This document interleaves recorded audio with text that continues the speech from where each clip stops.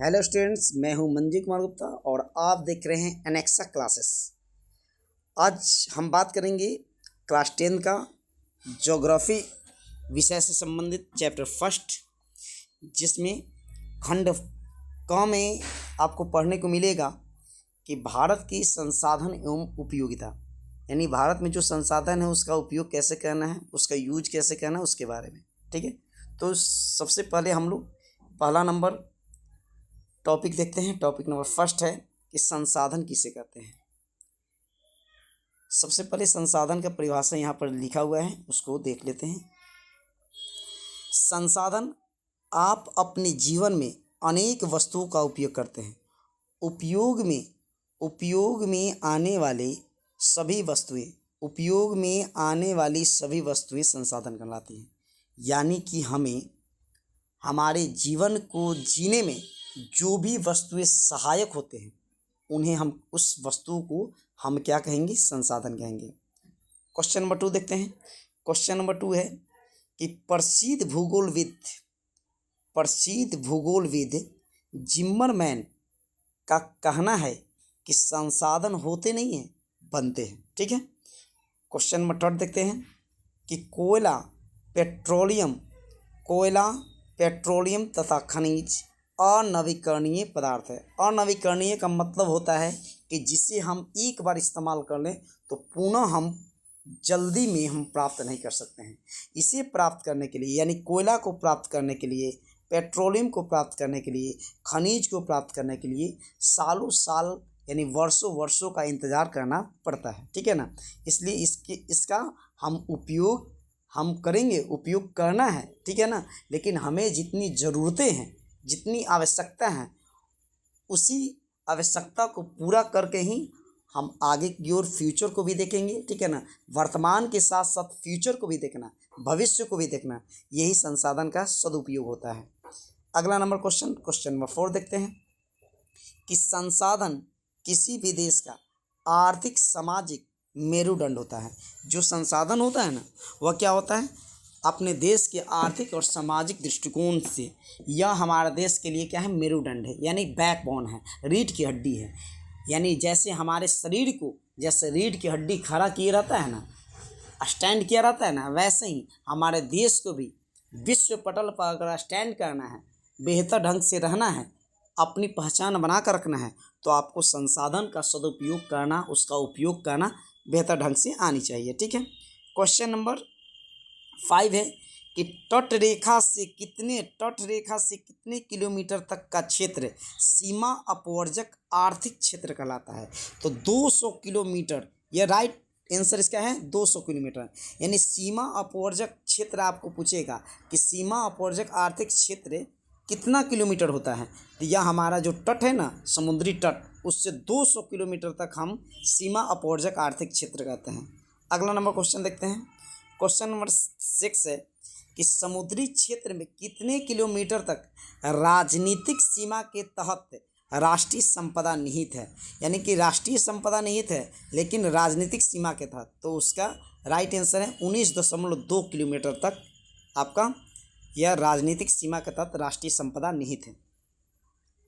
7वां number topic देखते हैं। 7वां number क्या है कि सौर ऊर्जा, पवन ऊर्जा नवीकरणीय पदार्थ है।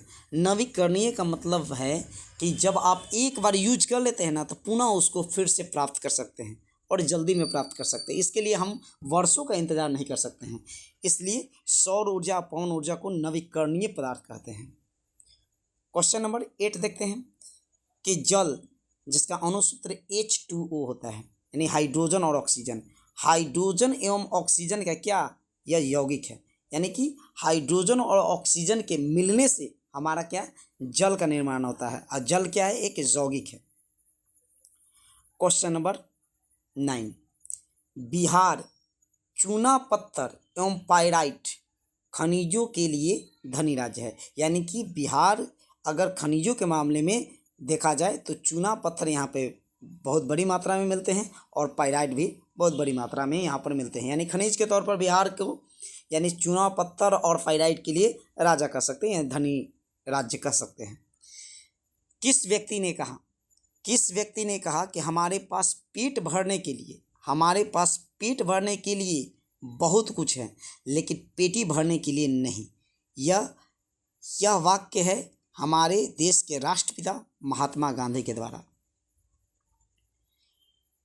11 नंबर है कि नर्मदा बचाओ आंदोलन कब हुआ? 1950 में हुआ। कहाँ से प्रारंभ हुआ? गुजरात से प्रारंभ हुआ। इस आंदोलन के प्रणेता यानी नेतृत्व किसके द्वारा किया गया? तो उनका राइट आंसर है मेधा पाटेकर। मेधा पाटेकर एक समाज सेवी है, पर्यावरणविद हैं, जिन्होंने नर्मदा बचाओ आंदोलन का नेतृत्व किया था 1985 में। अगला नंबर, चिपकू आंदोलन। चिपकू आंदोलन की शुरुआत कब हुई थी? 1973 में, उत्तराखंड चमोली से।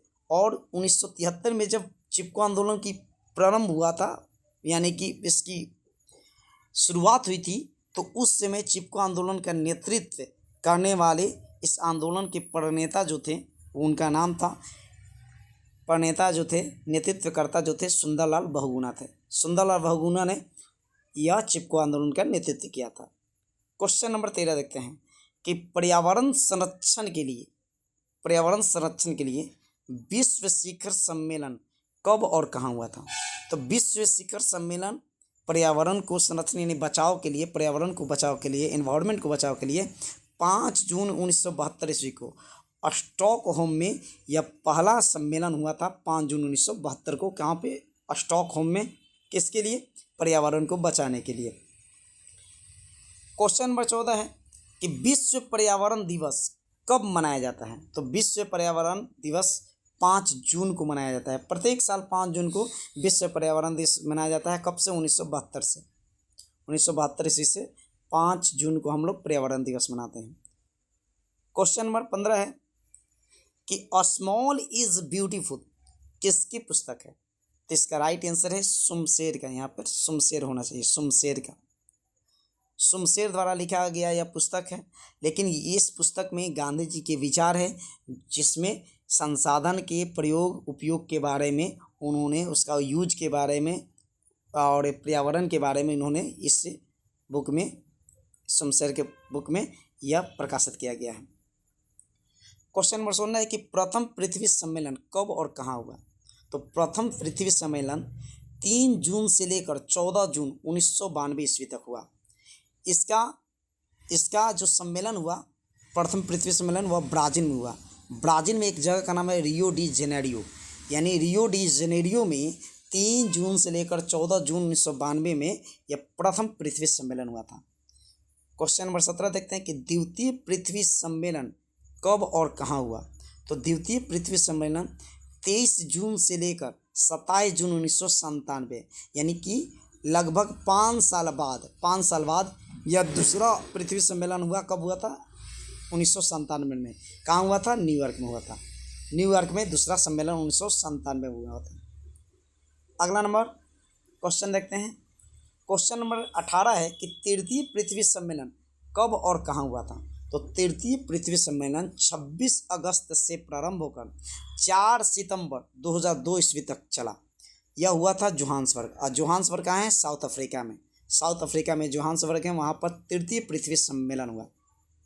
यह तीनों पृथ्वी सम्मेलन, पहला हो, दूसरा हो या तीसरा हो, ये सब रिलेटेड था, पर्यावरण से संबंधित था, पर्यावरण को बचाने के संबंधित था कि कैसे पर्यावरण को और भी संतुलित किया जाए, बेहतर किया जाए, जिससे हमारा समाज और देश का अच्छे तरह से निर्माण हो सके।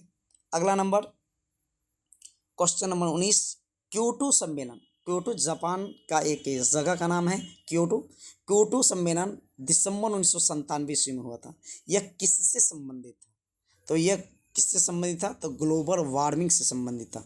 जो पृथ्वी का यह जो ब्रह्मांड है, यह ग्लोबल वार्मिंग जो है ना, यह पूरे ब्रह्मांड जो विदाउट समय ही वर्षा हो जा रहा है, बिना समय ही गर्मी पड़ रहा है, जाड़े के दिन में भी गर्मी पड़ रहा है, इतनी मतलब कि यह भूमंडल जो है ना, यह इतना तप रहा है। इसका कारण क्या है? इस विषय पर दिसंबर 1997 में क्योटो जापान में सम्मेलन हुआ था, इसी पृथ्वी को बचाने के लिए। क्वेश्चन नंबर 20 है कि ब्रंटलैंड आयोग 1774 ईस्वी में किस 1774 ईस्वी में यह आयोग बना था। यह किससे संबंधित था? तो ये संबंधित था संसाधन संरक्षण से संबंधित था, यानी कि संसाधन का बचाव कैसे करना है। जैसे संसाधन के रूप में क्या है, हमारे पास पानी है, जल है, हमारे पास पृथ्वी है, यही तो हमारे संसाधन है। इसका उपयोग कैसे करना है, इसका बचाव कैसे करना है। जैसे हमारे पास कोयला है, पेट्रोलियम है, तो इसका बचाव कैसे करना है। इसका यूज करते हुए भी हम वर्तमान को देखते रहना है। वर्तमान में ऐसा नहीं कि आप यूज नहीं कर सकते, वर्तमान को यूज करते करते हमको फ्यूचर पर भी नज़र रखना है। इसी को हम कहते हैं कि संसाधन का सदुपयोग करना। 21 नंबर क्वेश्चन है कि संदीप पांडे का संबंध किससे था? तो संदीप पांडे का संबंध वर्षा जल संचय से था, यानी कि वर्षा के जो जल हैं उनको संचय करके इकट्ठा करके रख कर उसको हम सालों साल यूज करना, जिससे हमारा क्या होगा कि जो हम लोग पानी का यूज करते हैं कार धोने में, आपका पेड़ पौधा पटाने में, उनका कहना है कि आप इसी वर्षा जल को ही आप सालों के लिए स्टॉक करके रखिए और उसी को क्या कीजिए, ये जो आपको प्रतिदिन का जो काम है उसको काम करने के लिए इसका उपयोग कीजिए। ठीक है, तो ये भी है कि जल संचय कर जल की को बचाने का ये बहुत बड़ा प्रयास संदीप पांडे के द्वारा किया गया। ठीक है, अगला नंबर क्वेश्चन देखिए, क्वेश्चन नंबर 22 है कि ग्लोबल वार्मिंग के लिए कौन सी गैस जिम्मेवार है?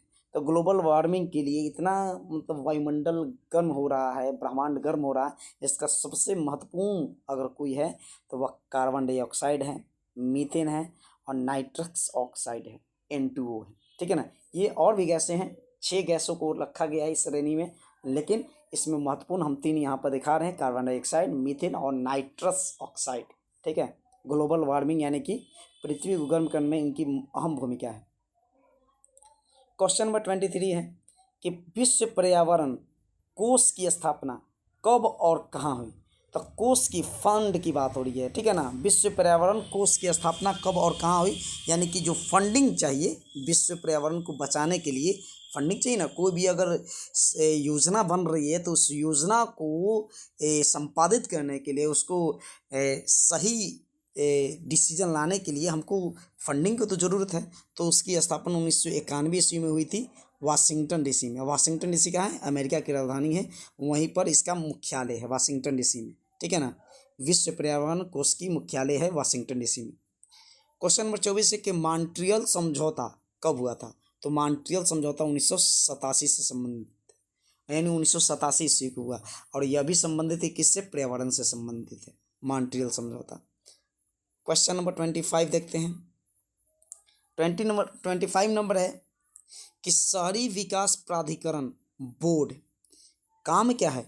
शहरी विकास प्राधिकरण बोर्ड का काम है भूमि अधिग्रहण करना, पर्यावरण संरक्षण करना, भवन एवं सड़क निर्माण करना, ये सब बहुत से काम है। जैसे आप शहर में देखते हैं ना, शहरी विकास प्राधिकरण बोर्ड के अंतर्गत क्या आते हैं नगर निगम, नगर परिषद, यही सब तो है शहरी विकास प्राधिकरण बोर्ड, जिसके तहत आपकी जितना भी समस्याएं हैं, सारी समस्या हैं, जो गांव की समस्या हैं, सड़क गली नली, इन सभी को देख रेख का किसी के पास जिम्मा है तो वह उस बोर्ड का नाम है शहरी विकास प्राधिकरण बोर्ड। ठीक है, क्वेश्चन नंबर अब देखते हैं।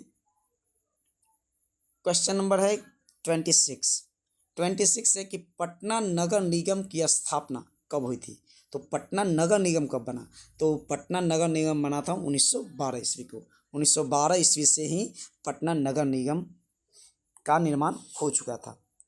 हम लोग आरा में पढ़ते हैं, तो आरा नगर निगम की स्थापना कब हुई थी? तो आरा नगर निगम की स्थापना 2007 में हुई थी। यह आरा नगर निगम होने से पहले क्या था? आरा नगर परिषद था। ठीक है ना, अब इसका क्षेत्र बड़ा हो गया, दायरा बड़ा हो गया, जनसंख्या बड़ा हो गया, जिसके कारण इसका नाम अब इसको मतलब नाम क्या कहेंगे, इसको अब वैल्यू मिल गया कि यार नगर निगम होंगे। ठीक है ना, उसके तहत अब फंडिंग आएगी, उसके तहत कार्य योजना बढ़ेंगे। ठीक है ना, पैसे ज़्यादा आएंगे और विकास का काम और तेज़ी से बढ़ेंगे। ठीक है ना। क्वेश्चन 28 कि मद्रास नगर निगम इसलिए बता दी ना कि भारत देश का सबसे पुराना अगर कोई नगर निगम है तो वो यही है मद्रास, जिन्हें हम आज चेन्नई के नाम से भी जानते हैं। इसका नगर निगम की स्थापना हुई थी 1688 ईस्वी में ही, यानी नगर निगम की इसको मान्यता 1688 ईस्वी में ही मिल गया था, जिसके कारण ही हम कहते हैं कि भारत का सबसे पुराना नगर निगम मद्रास नगर निगम है। क्वेश्चन 29 है कि पृथ्वी की कितनी प्रतिशत भाग पर जल स्थित है? पृथ्वी की कितने भागों पर जल स्थित है? तो लमसम लगभग 71% भाग पर, 71% भाग पर क्या है? जल स्थित है। और इस सेशन का सबसे लास्ट क्वेश्चन, इस चैप्टर का सबसे लास्ट क्वेश्चन है कि पृथ्वी की कितनी प्रतिशत भाग पर स्थल है? स्थल कितने पर है? यानी जल 71 पर है तो स्थल कितने पर है? 29% पर यह क्या है? स्थल है। तो ये रहा आज का चैप्टर फर्स्ट से रिलेटेड 30 क्वेश्चन जो आपके परीक्षा के दृष्टिकोण से महत्वपूर्ण रहेंगे। इसे देखिए, बार बार देखिए, और इससे जो परीक्षा में आने वाली आपकी कठिनाई उसको दूर करने में अहम भूमिका निभाएगा हमारा ये सेशन। ठीक है, अगर आप हमारे चैनल पर नए हैं तो हमारा चैनल एनेक्सा क्लासेस को सब्सक्राइब कीजिए, लाइक कीजिए, शेयर कीजिए। बहुत बहुत धन्यवाद। Thank you.